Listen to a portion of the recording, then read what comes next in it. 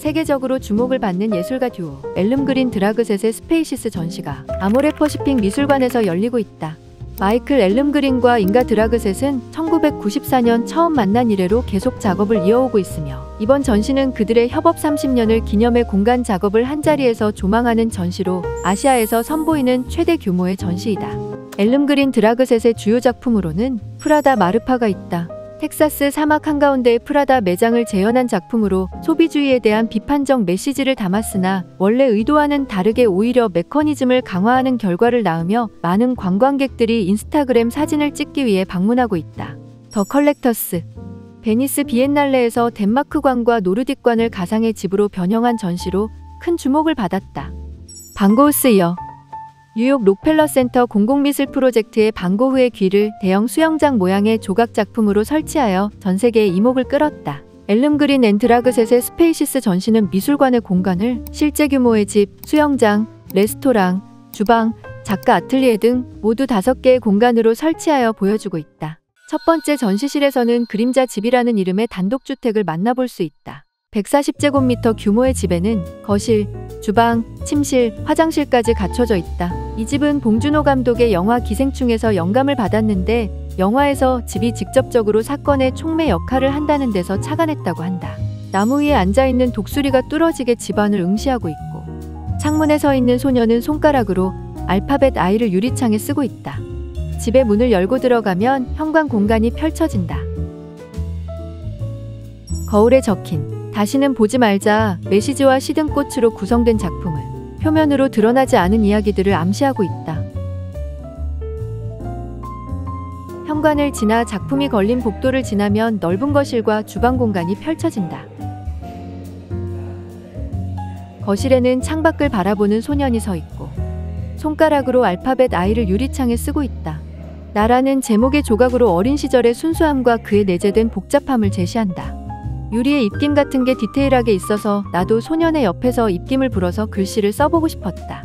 그림자 집의 축소 모형, 제도판 위에 놓인 완성된 설계도, 그리고 각종 건축 서적들은 자연스럽게 이곳의 거주자가 건축가임을 떠올리게 한다. 선반 위에 놓인 라디오에서는 미식 경험과 공간 경험의 관계성에 대해서 이야기하는 라디오 프로그램이 흘러나오고 있고 제도판 위의 도면은 곧 만나게 될 더 클라우드 공간을 보여준다. 건축가의 방을 나서면 2층 침대, 작은 소품이 올라간 책상과 선반이 놓인 방이 등장한다. 군대 등 전통적으로 수능을 강조하는 공간에 등장하는 침대의 위층을 뒤집어 버림으로써 상하층에 대한 개인의 선호와 그에 비견되는 사회적 계층의 격차를 극적으로 연출해낸다고 한다.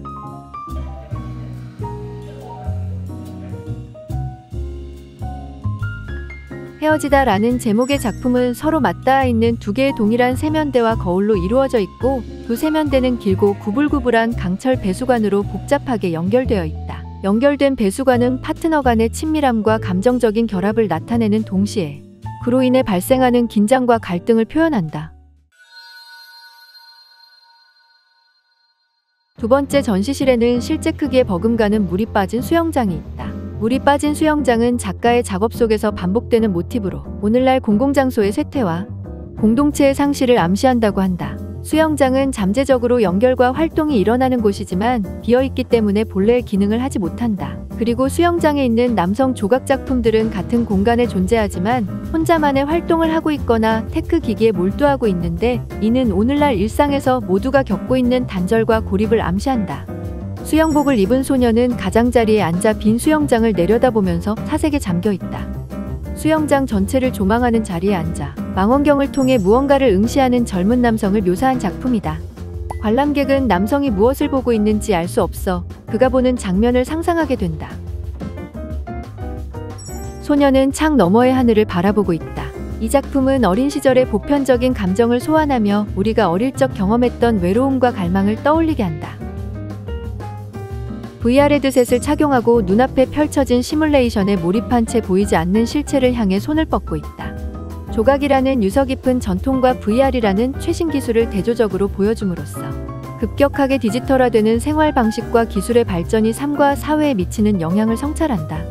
도시의 개념을 축소하여 거꾸로 설치된 모형으로 구현한 작품이다. 서울, 런던, 홍콩과 같은 대도시의 시는 금융 중심지에서 영감을 받아 제작되었다고 한다. 이 작품은 전 세계 대도시의 스카이라인이 점점 더 비슷해지고 같은 건축가가 설계한 랜드마크 건물이 많아지는 현상을 고찰한다. 더 클라우드라는 이름의 레스토랑이다. 리셉션 공간과 식사 공간은 거대한 벽을 중간에 두고 나뉘어져 있다. 토끼 의상을 입고 리셉션 소파에 길게 누워있는 인물이 너무 실제 같아서 자꾸만 보게 된다. 왜 이런 옷을 입고 이런 곳에 잠들어 있는지 알 수는 없지만 이 인물은 사회 구성원으로서 개인의 부담, 압박에서 벗어나고자 하는 욕망과 현대인의 피로와 무력함을 상징한다고 한다. 식사 공간으로 들어서면 관역을 닮은 작품들이 레스토랑의 벽을 장식하고 있고 음식값이 꽤나 비쌀 것 같은 레스토랑에 홀로 앉아있는 여성이 영상통화에 깊이 몰두하고 있다. 그녀가 대화하는 가상의 친구는 최근 실패한 연애에 대한 독백을 이어가는데 화려하면서도 외로운 SNS 속 현대인과 같다. 이번 전시 중 가장 임팩트 있는 공간이었다. 지가 고르지 않은 그런 집도 좋아해줄 수 있는 그런 사람 만나가지고 그냥 백년해로 행복했으면 좋겠어. 진심이야. 얘 또 뭐 성장해야지 다 갖다 버렸어. 아니 생각해보면 다시 떠올랐어. 걔네 집 벽이랑 이런 거 다 뻔한.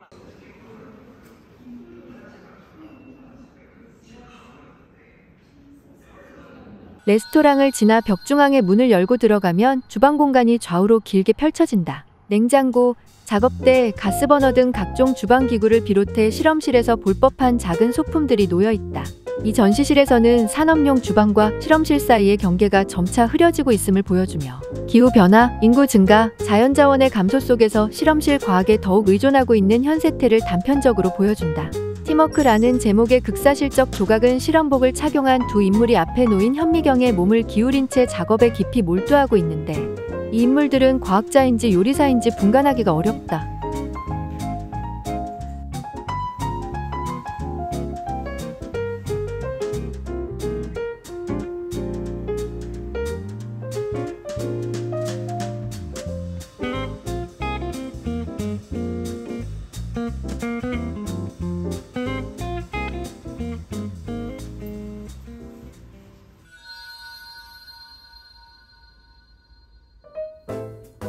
작업이 한창인 작가들의 아뜰리에가 등장한다. 거울로 이루어진 작가들의 캔버스는 거울에 비치는 관람객까지 작품으로 포섭하여 작품이 완성되는 순간을 보여준다.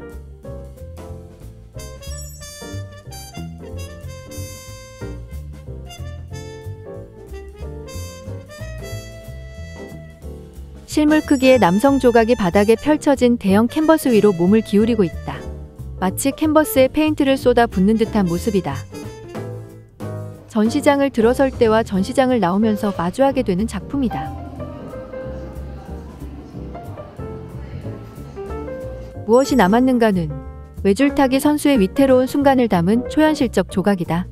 와이어를 한 손에 움켜쥔 채 다른 손은 균형을 유지하기 위해 막대기를 잡고 있다. 인물의 티셔츠에 새겨진 무엇이 남았는가라는 수수께끼 같은 문구는 시련을 겪고 이를 극복해가는 인간의 반복되는 투쟁에 대한 성찰을 유발하며 동시에 허무주의적인 불안감과 위기 이후의 씁쓸한 회상을 내포하고 있다고 한다. 회전 목마를 떠올리게 하는 재미난 디자인의 작품의 한쪽에는 테리어종의 강아지가 자리 잡고 앉아 돌아가는 원판과 묘한 조화를 일으킨다. 엘름 그린 앤 드라그셋은 거실부터 주방까지 다 갖춘 140제곱미터 크기의 집, 실제 크기에 버금가는 물 빠진 텅 빈 수영장 등 현실과 허구의 경계를 허문 5개의 대규모 공간에서 현대사회의 고착화된 단면을 새로운 관점에서 보는 기회를 제안하고자 했다고 한다. 전시를 아직 안 보신 분들은 각 공간들의 숨겨진 디테일들을 찾아보며 엘름 그린 앤 드라그셋이 전하고자 하는 이야기를 찾아가길 바란다.